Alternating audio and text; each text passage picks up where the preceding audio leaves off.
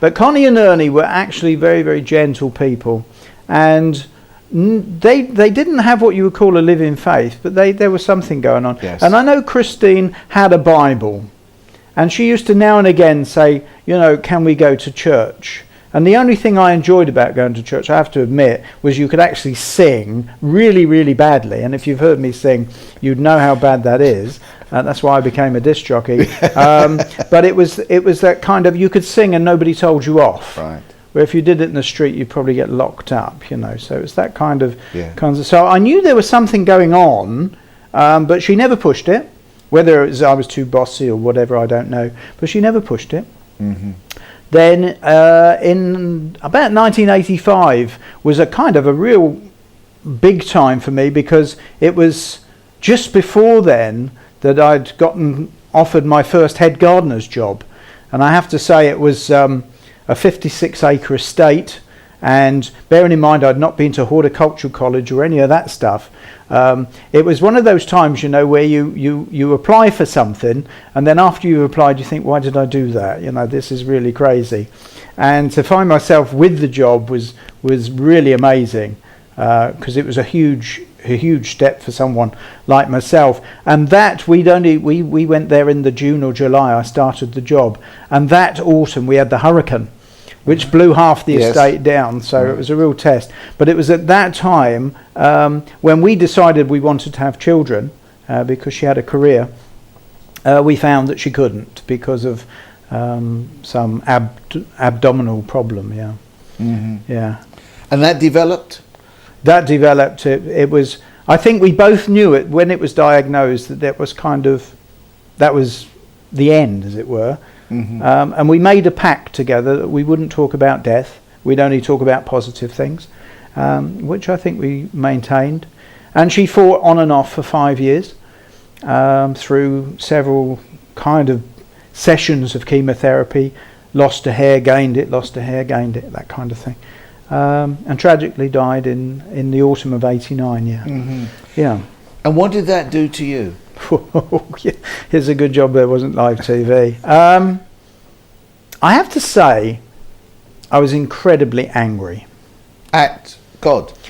Yeah, my question was, if there is a God, and she knew him, and I couldn't have cared less about him, and yet she'd suffered for 5 years, and I wasn't. Well, I was suffering as an looking on, and going through all of that, and I'm not belittling that, but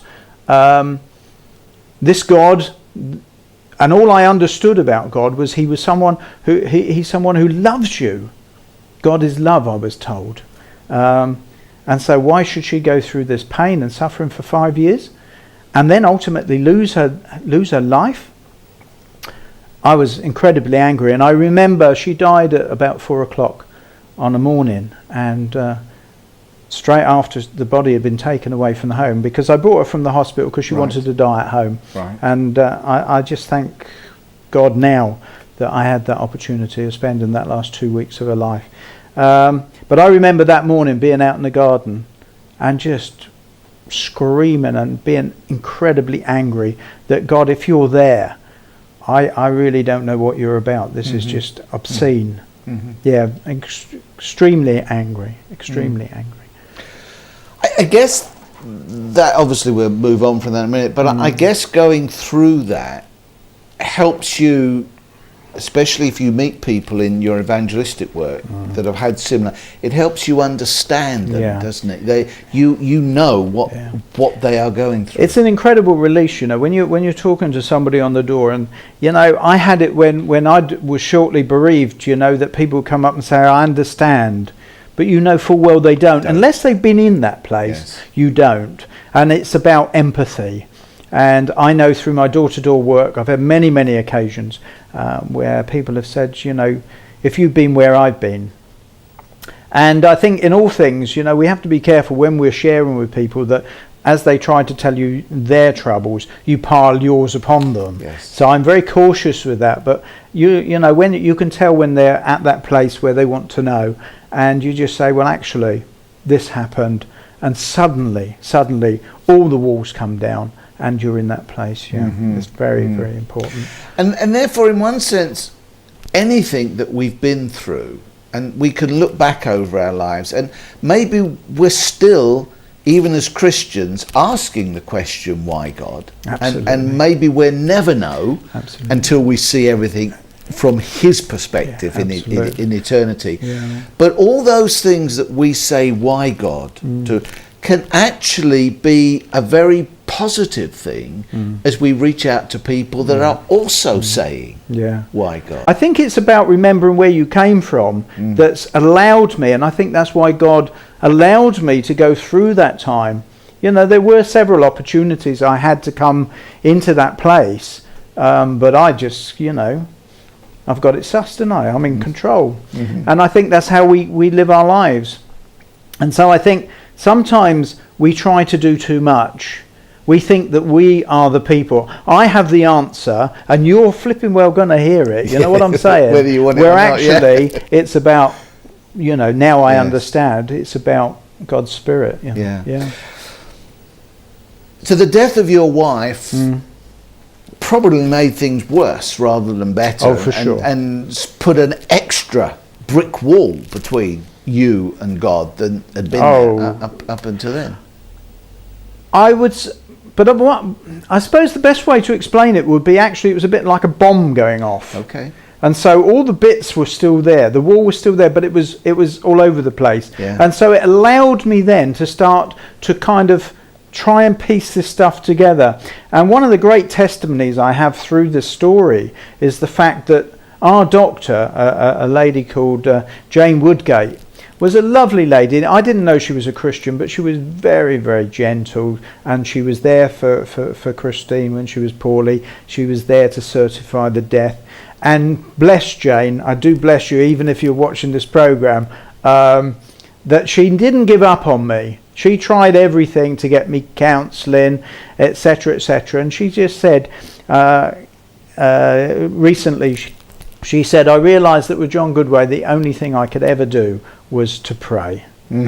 She said, because he didn't want to listen, he wasn't going to hear anything I had to say. And the great testimony of that is years later, I went to the High Sheriff's breakfast in Lewis, and which was a Christian gathering. And Jane saw me walk in, and she just went, what happened?